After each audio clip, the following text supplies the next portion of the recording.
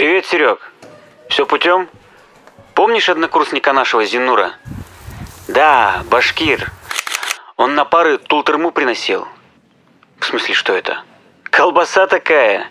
Зинур в газетку ее всегда заворачивал. Ну?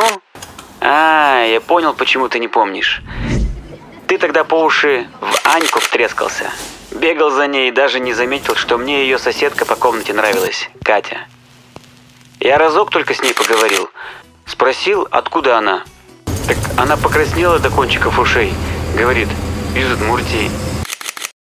А еще помнишь, с нами во дворе пацан один играл, Айрат? Он в соседнем подъезде жил, сам на пару лет нас младше. Мы же с мелкими тогда обычно не играли, а Айрата за своего приняли.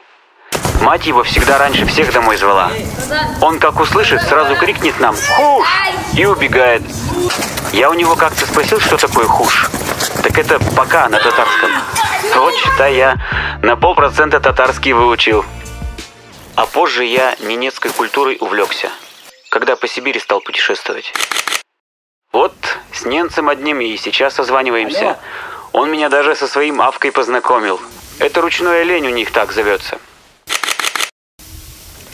А моя оленья ферма с ненецкой не сравнится, конечно. Она так, для души. Что-то вспомнилось вдруг все это.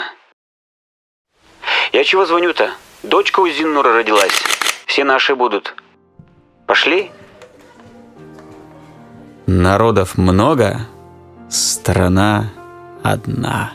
Большой этнографический диктант.